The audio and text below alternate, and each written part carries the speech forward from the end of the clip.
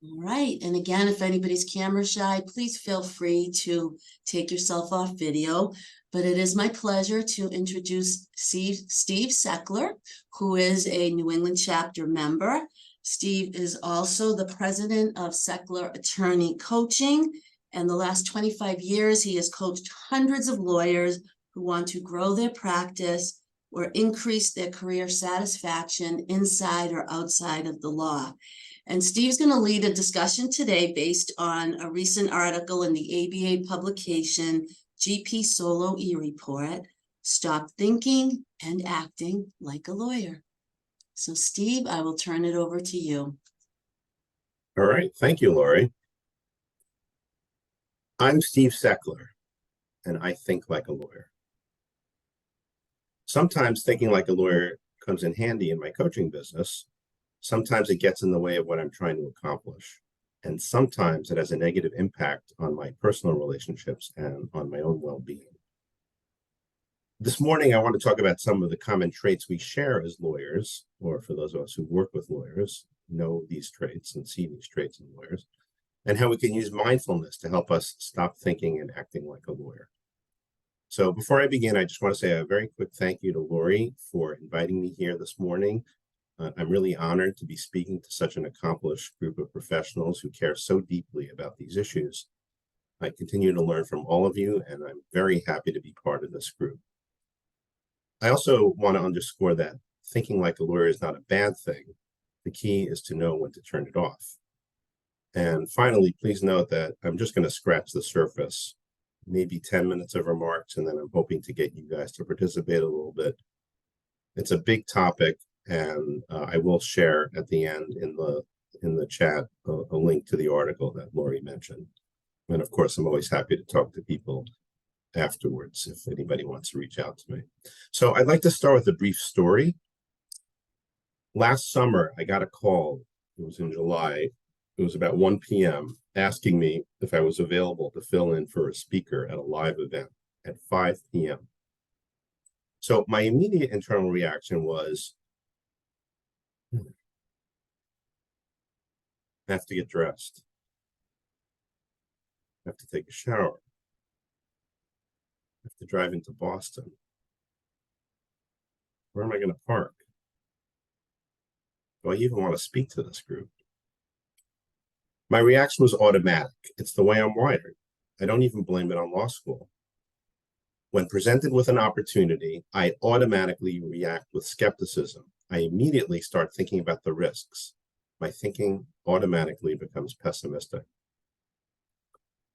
But after years of therapy, coaching, and working with lawyers who have similar issues and reactions, I did what I now do regularly. I paused before I reacted. I took a few deep breaths. My internal dialogue then shifted. This is a great opportunity to do a live presentation. I haven't done one since the start of the pandemic. I already have a number of canned presentations I can use. I like getting out of the house. Unlike a lot of lawyers, I'm not an introvert. While this wasn't exactly my target audience, I realized that I could still meet lawyers who might benefit from coaching. Most importantly, I thought about the Jewish adage, you never know when you're going to meet your wife or your wife's sister. I'll be celebrating my 30th anniversary this fall. There might be attendees who know lawyers who can benefit from coaching at this presentation. And so I said yes to the dress. And I had a great time and met some lawyers who are now part of my network. And parking only cost $9 at the Post Office Square parking garage because it was after 4 p.m. As lawyers, we are different. Dr. Larry Richard, a leading expert on the psychology of lawyer behavior, has identified personality traits that are common among lawyers. I'm not going to get into which ones are learned behaviors and which ones are inborn, but suffice it to say, the typical lawyer exhibits many of the following traits and behaviors. And I'm just going to kind of race through these at the end. I'll put them up on the screen and we could talk a little bit about them. But here we go. So the first one is skepticism. Lawyers are typically more skeptical than the general public. And this is often a beneficial trait in the practice of law. We're not supposed to take at face value everything we hear from opposing counsel or everything our clients tell us. We are paid to look for evidence. Competitiveness. Lawyers are generally more competitive. This helps us achieve better results for our clients. It helped us get into law school. Sometimes it helps us advance our careers. Autonomy. We lawyers tend to be highly autonomous, often preferring to work independently. This can be isolating at times. Relative to the general public, lawyers rank lower on sociability. This means we are less likely to be driven by a need for social interaction. If we're in a leadership role and if we want to be effective, we have to think beyond our own work, even if we like working independently. And it could be a real challenge to build teams of lawyers who also like their autonomy. I don't know if anybody in the room has ever been a managing partner or had to lead a group of lawyers. I know some of you have. It's challenging. It's called, I've heard it described as like herding cats. Okay. Urgency. Lawyers typically have a high sense of urgency, meaning we often feel rushed or impatient, driven by the need to get things done quickly. And this can lead to stress. And needless to say, impatience is not a great way to build connection with others. Resilience. Lawyers are usually less resilient than the average person, meaning we may be more sensitive to criticism and recover more slowly from setbacks. While this means that lawyers really like to get it right, the flip side is that we can be perfectionists. Since we are also risk averse, our lack of resilience means we sometimes avoid taking relational risks. Our fear that an unanswered email had something to do with us can demotivate us from following up. This can be particularly problematic in marketing our services, something I work on a lot with my clients. It also has implications in seeking feedback from our superiors or even in giving feedback to the people who support our work. We don't want to hear bad news. Abstract reasoning. Lawyers tend to have higher scores in abstract reasoning, meaning we have the ability to consider complex issues and abstract ideas. As a result, we don't always communicate in a way that is more relational. Well, clients, colleagues, friends, and family sometimes want our analysis. Generally want our analysis. Sometimes our delivery can be off-putting because we don't tune into the human factors. And then structure. Lawyers tend to be planned and organized. We are less flexible, open, spontaneous, and adaptable than others. Now, a lot of these are very general. It doesn't mean that all of these apply to everyone, but on average, lawyers tend to rank higher on all these criteria. So I remember when email became a regular part of business communication, there were senior partners at law firms who insisted that their secretaries print out messages. I hope Richard Soden wasn't one of those. They were accustomed to dictation and didn't want to change. The sudden appearance of ChatGPT has been met with a wave of resistance from law firms. And for now, some have banned its use altogether. Some of that is being risk averse. There certainly are legitimate privacy concerns, but some of that is simply rigidity. Switching gears a little bit, so Martin Seligman, who some of you may be familiar with, a psychology professor at the University of Pennsylvania who is known for the field of positive psychology, he says that lawyers tend to be pessimists. Attorneys take comfort with catastrophizing, which can frequently carry into our personal lives with negative ramifications. When I am feeling off, my mind can go from headache to, say, brain tumor, and there's nothing in between. So I had to add a few more. As lawyers, we like to show how smart we are, and we're not always great listeners.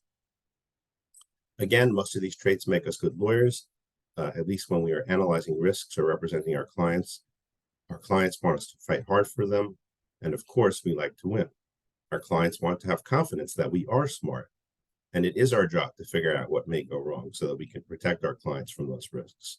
But we need to know when to turn these traits off when we are not giving legal advice, and that could be a big challenge.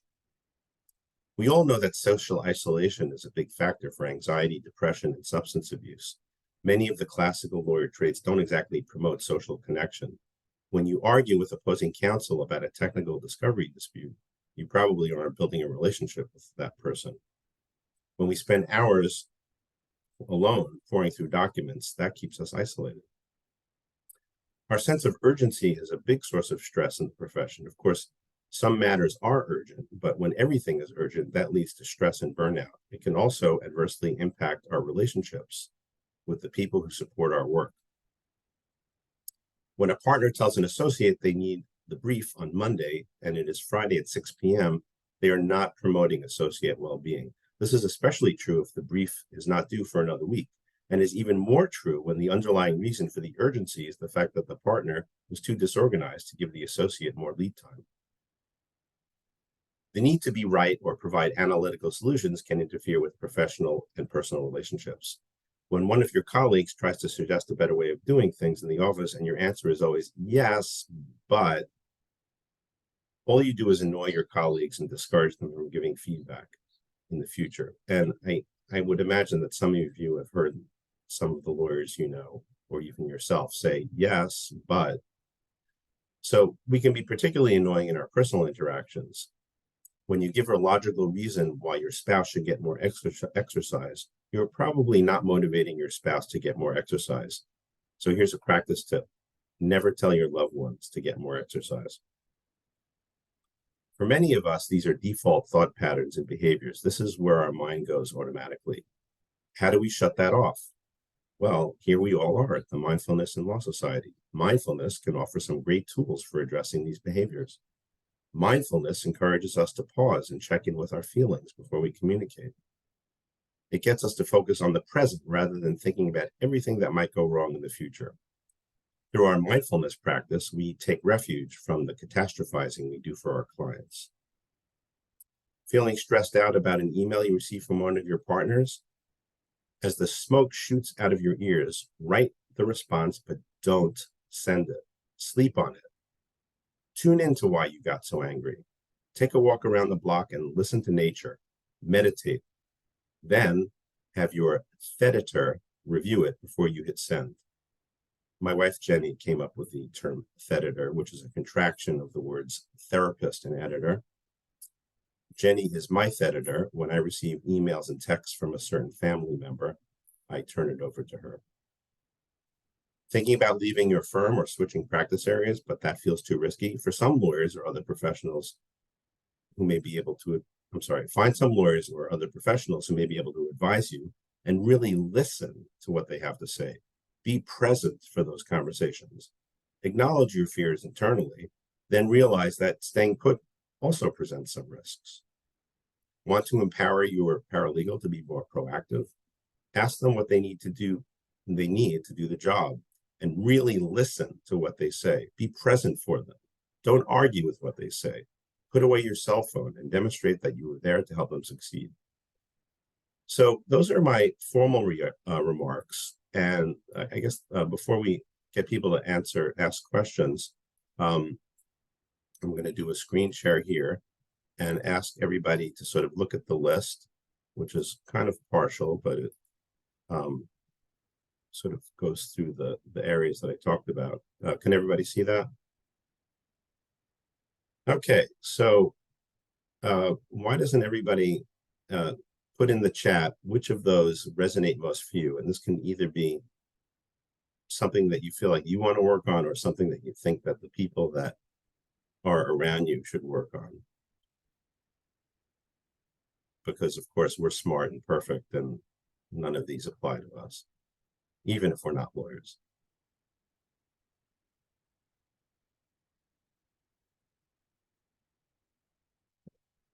I can't see the chat, so I'm going to have to close out of the screen in order to see the chat. Oh, there's the chat. Okay, let's see what we got. Sense of urgency about everything. Okay, pessimism. Amy, you're not a pessimist. Okay, 7 and 8, structure and pessimism. Looks like pessimism is winning. Okay, anybody else want to come forward and be a little vulnerable? Need for autonomy, sense of urgency. Okay. Last chance, and then I'm turning this off. Autonomy.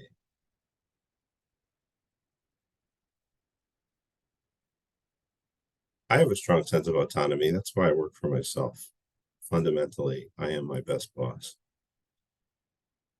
Okay, so those are my formal remarks. I didn't want to cram too much more. Richard doesn't realize that he has a need for a sense of structure. Okay, but he says he does. Okay, So I'm open for questions, comments, admissions. I'll start. First of all, I really appreciate you weaving in the importance and the usefulness of mindfulness, because as we all know, as mindfulness practitioners, awareness is the key. If we don't have awareness, we cannot make any changes whatsoever.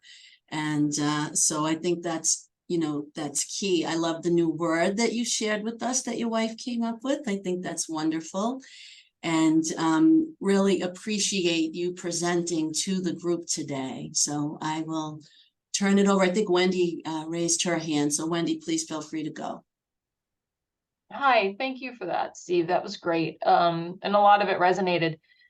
In your own practice, I get asked this question a lot from people asking me personally, and then from clients as well. Do you think that people tend to, from what you've seen, get into the practice of law because they already have a lot of these traits? Or do you think the practice of law creates these traits? Like, we are trained to be a pessimist, know how to catastrophize, be very black and white thinkers. Or maybe it's a little bit of both. What are your thoughts on that? So I'm going to defer to the research by Larry Richard, who is my intellectual guru on all of these subjects. And he would say both. I mean, I think innately we are, we come to the law, we're kind of risk averse. It's like, why would you, not why would you, but a good reason to choose a profession that's sort of traditional is because, you don't want to try something that's a little bit more adventurous. Although obviously being a lawyer can be very adventurous, but a lot of the things that lawyers do exacerbate a lot of these things. You're spending your whole day identifying risk. So I think it's both. And Larry Richard, based on his very, very extensive research, would say both. But that's a great question. By the way, I'm going to put in the chat the article that Lori referenced that I wrote in the chat. If anybody wants to read it, or if somehow you don't pick it up, you can circle back to me. I'm happy to share it with you. Or Justine, you are on mute, Justine. Oh, you raised your hand. No, I did. And then, okay. So I really enjoyed that. Thank you. And I have a question, and I'm wondering if you hear this from people you coach, and if so, what advice you give. I looked at that list, and the only thing I'm definitely not is I'm an optimist. I'm definitely Pollyanna, glass half full. But the other things I said, oh, I have a little bit of that, but just the right amount. So there was nothing that was jumping out at me as problematic. So I'm in deep denial. So how do you coach your clients, or, hear me, like, how do I sort of, other than paying attention, which I guess is the answer, but like, no, you should be skeptical, I don't know. Do you get people who are like, oh, none of those are a problem for me? And if so, how do you help them uncover? Well, I mean, there's a lot about coaching which is very mindful. I mean, a good coach is just very present, holds the space for the client. So, I mean, I take every client where they are, and I try to be a really good listener, but I don't entirely take it face value. I had a new client yesterday who was laid off, and he sort of was insistent that he didn't care that much, but he really cared. And so I sort of dug a little bit deeper. And, I know that it was the right line of questioning because he emailed me later and said that was great. But, I think it's being an active listener. So there's level 1, level 2, level 3 listening. Level 1, somebody says something, you say like, oh, that happened to me. Level 2 is like, tell me more about that. Level 3 is, gee, you seem really sad. Why is that? Level 0 listening, which a friend of mine came up with, is like, oh, and it's just changing the subject. It's like, oh, and I want to tell you about this, this poison ivy that I'm fighting off. Actually, I'm fighting off poison ivy right now. So it's being a level 3 listener and listening. So, sometimes just kind of, giving people feedback is a way of getting them to say, just having them talk through what happened, because I'm not there. so I have to take it face value. But let's see, Lily raised her hand first, so why doesn't she go, and then Lyle? Hi, Steve. Thanks so much for that presentation. I thought it was really thoughtful. I'm still kind of thinking about it. And I was just thinking about how impactful this can and maybe would be for people who are just entering the profession, and in terms of the power of the pause when you're thinking about what's on your plate, like why you're reacting to certain things in a certain way. So I just wanted to say that out loud, because I really, some of these things I've learned or continue to deal with as a more senior lawyer, but would have really appreciated it just out of the gate. So thanks. Thank you for that comment. I mean, I'm getting close to Medicare age, and I'm still figuring out what I want to do when I grow up and how to sort of overcome some of these natural pessimistic tendencies. Thank you. Lyle, did you raise your hand? You're on mute, Lyle. Yeah, let me unmute. Okay, I'm on vacation with my family, so excuse me. I'm trying to be as less bothersome as I can. Be conscious of my relationships here. But I want to say I appreciate this very much. The two things I wanted to ask you, Steve, is the coaching work you're doing. There are not many lawyer coaches. There's only one book on lawyer coaching I know of that recently came out from the ABA. So I'd invite you to say a little bit about that aspect of your practice, because I think it's a vital thing. And what I'm interested in personally, because I'm a law professor, is how we bring coaching inside law schools, because that's not our mode. We're basically advisors if we're doing anything at all with our students, not helping them figure themselves out. Or I teach in that field. And the second thing is, I don't know whether it's appropriate, but I co-authored an article with Larry Richard and Mike Matthews, who's the chief academic psychologist at West Point, who neither of whom knew each other, but both are. Mike knows all about military psychology, and Larry obviously knows all about lawyer psychology. And I'd be glad to put the link in the chat if anybody's interested in it. But it's a short piece in Law Practice Today that we did a year or so ago. But you did a wonderful job of summarizing Larry's research, and the article touches on it a little bit, but doesn't get into it in the depth you did. So I appreciate that very much. Thank you. I think there was a question at the beginning, but it's like the question was about your coaching, but there are two questions. Do you want me to put the article in the chat, or if I can? I don't know if I can. Please do. But to say a little bit about your coaching and how you got into it and how you do it. Oof, that's a long story. So, I mean, I realized early on I didn't want to be a lawyer, and I worked for Massachusetts Continuing Legal Education early on. I met some brilliant legal minds like Richard Soden, who got me a birthday cake 30 years ago. And I saw how very successful lawyers navigated the legal industry. And I don't know, this is like 35 years ago, like the field of coaching, was really just starting to take off. When I needed to make more money and I left MCLE and started my own recruiting business, I just wanted to be a little different. So, and I had some coaching myself. So I began recruiting and coaching. And so I've seen lawyers in every guise of their careers, every phase of their lives. And so I coach lawyers in 3 areas: marketing, career transitions, and leadership. I don't do recruiting anymore because I'm at the stage of my life where I just want to do what I like doing, what I feel like I'm good at. I was never a great recruiter. I had some good years, but I feel like I'm a really good coach. And the reason why I feel like I'm a really good coach is because I can display empathy. And a lot of what I just talked about is, I mean, I don't go down the list with everybody saying like, are you autonomous? Are you risk averse? Are you, it comes up much more organically, but a lot of it is just listening. I'd be curious, Wendy, you're a coach, right? I don't think we've ever met, but I'd be curious to hear what your input is on this. Sort of how I started, or yeah, how did you start? Well, thanks for giving me the stage when it's yours, Steve. But I started when my book came out 2 years ago, and my book chronicled my journey of getting over my own mental illness that I had struggled with since I was about 6 years old. So when I started talking, I sort of came out of the closet, so to speak, and I saw that the enormous need to just create safe spaces to talk about these subjects, especially in the legal field. And when I saw that, I had done so much work with other coaches and been training to help myself. I then started turning those skills on others and started coaching at that time, and then just kept expanding from there.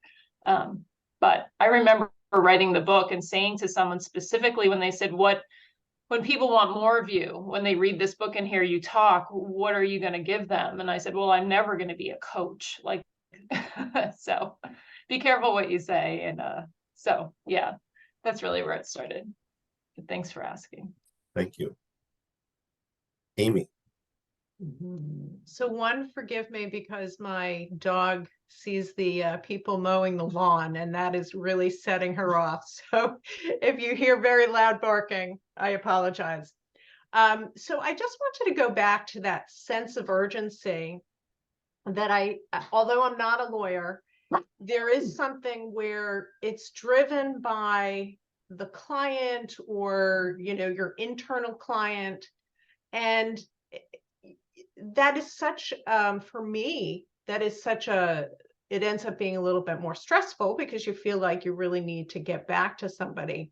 How do you handle that when you really are you're very much in a tight schedule and you really do need to get back to them, and thinking about the mindfulness and trying to, I guess, overcome that anxiety? I need to get back. I need to get back. So I'm wondering if you wanted to comment on that. Well, I think it's one solution is to think about what is most important. We can't do everything. So, I mean, the problem, I think, in a lot of particularly large law firms, nothing personal to anyone who's spent their entire career in a large law firm, Richard Soden, but the sense of urgency can't be all the time. Everything can't be the most important. Now, sometimes you don't have control over that, but it's taking other things off of your plate and saying like, okay, well, maybe, I don't have to plan my dinner menu right now, even though I'm getting a lot of pressure from my spouse. That's not a good example. Taking other work-related priorities and putting them down the list and just really focusing on what truly is urgent. Sometimes it's asking questions. If you have somebody you're reporting to saying, I've got these 3 things that are urgent, which of these 3 things do you think I should focus on first? So kind of deferring to the authority if there is one. Is that helpful? That is. Thank you very much. And here's an opportunity where my dog is pretty quiet, so I was able to respond. Okay. That dog has a sense of urgency, needs attention all the time. Okay, Christopher. Good morning, Steve. Thanks for the presentation. I guess I just have a comment. So I have been practicing law for 20 years, most of them at a big firm.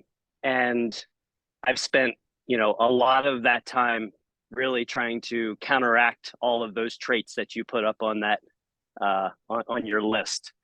And some of them I think are innate for me anyway, but just as much, if not more, I think, the industry and the culture really, encourages them and reinforces those traits. So I guess my comment is, this group is probably exceptional, I would say. But in general, to survive as a lawyer in a big firm for 20 years and have the balance between the things you're talking about and the traits that allow you to succeed in that industry, it's not easy. I can tell you from experience, because it's a really demanding career. And if you don't display those traits a lot, you're perceived as falling behind. So, but I completely agree that it's well worth the effort to Well, sounds like he had an interesting end of comment there, but we'll have to wait for him to come back.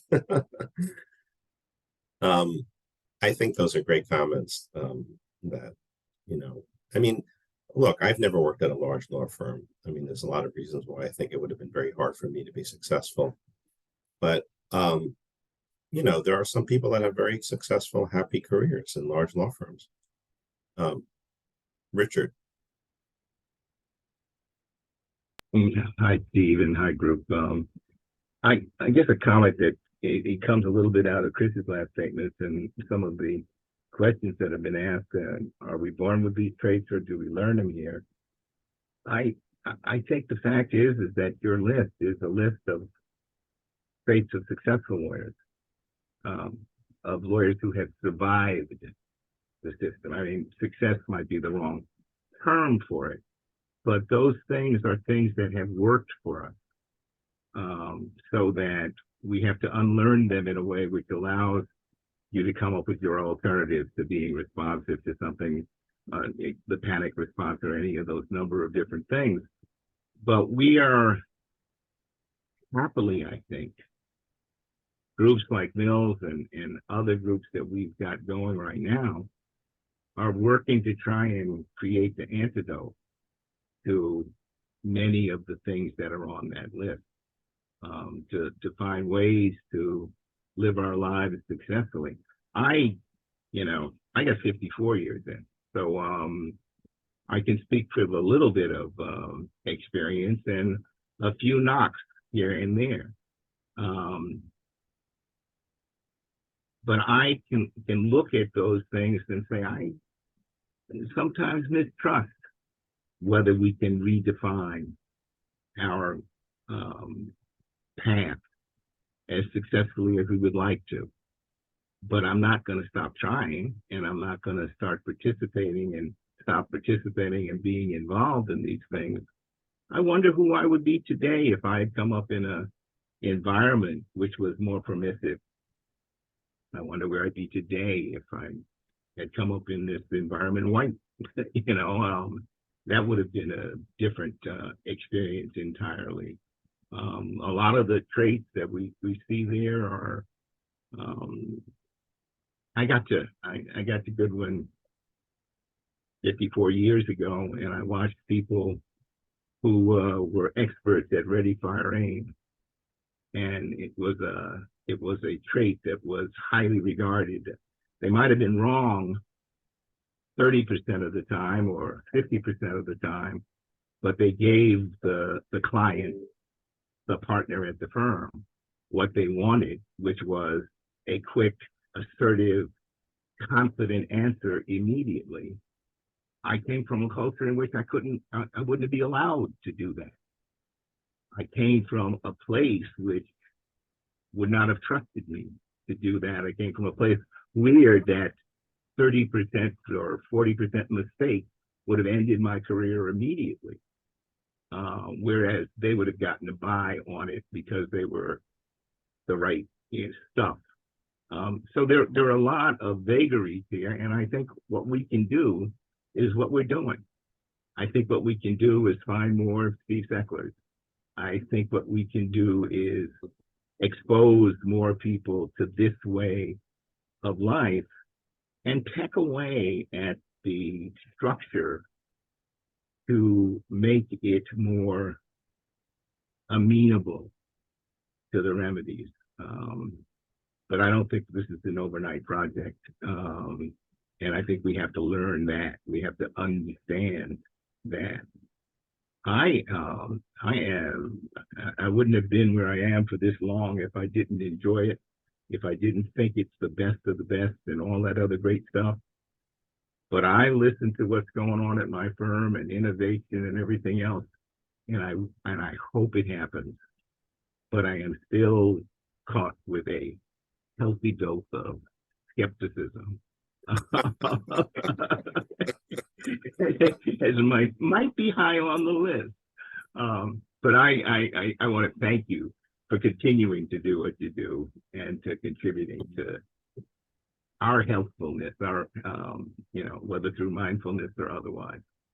So And I'm going to stop being your foil at some point. But you just happen to be the person that I've known for 30 years, you know. And by the way, you know, you modeled the kind of behavior that I try to work on with, you know, with the clients. thank you. So thank you very much for your kind words. Okay. Well, thank you all for participating. I'm happy to talk to anybody after the fact if you want to discuss any of these issues further. But I think we have to wrap with some mindfulness. Yes, and I want to thank you, Steve, and I want to thank everybody. This has been our most interactive chapter meeting that I can recall, and I think it's wonderful, and you've all contributed so much, and most have stayed on till the end, so that's really great.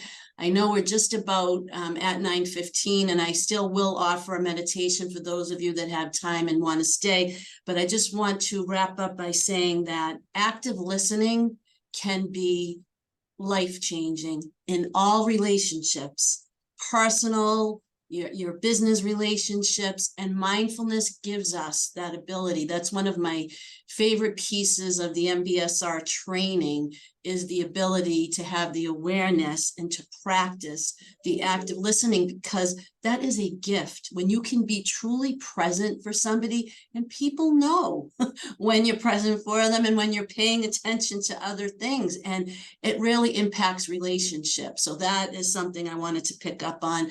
Lily, I also wanted to thank you for the reminder of the power of the pause, something just simple, but so powerful. Just taking a moment to take a couple of deep breaths to recenter, to really see what's going on before we get caught up in our stories can make a huge difference in how we respond rather than react.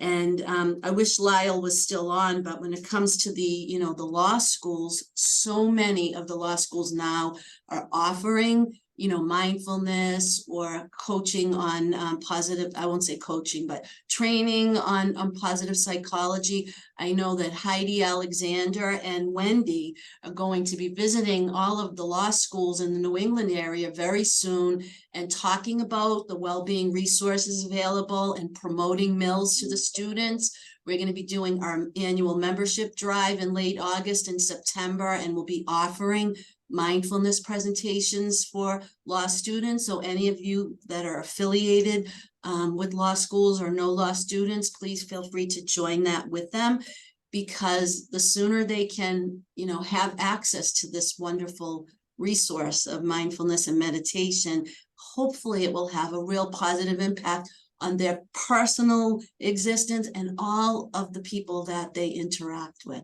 So we are now at 9:16. I am going to stop here. I'm also going to stop the recording. If I can find that button, which I can't seem to find. Hold on one second.